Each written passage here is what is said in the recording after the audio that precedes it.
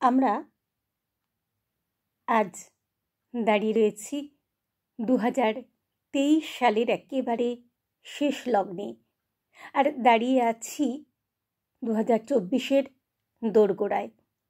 2023 সাল আমাদের জীবনে অনেক কিছু দিয়েছে অনেককেই।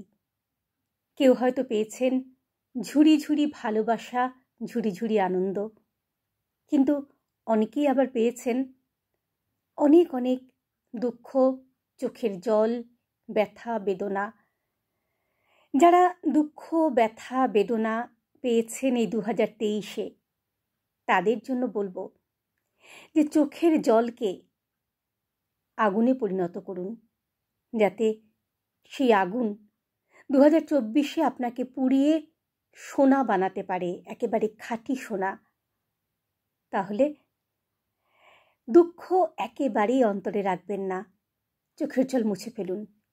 2024-এ এগিয়ে চলুন নিজের কাজ নিয়ে, নিজের ভালো লাগার কাজগুলো নিয়ে।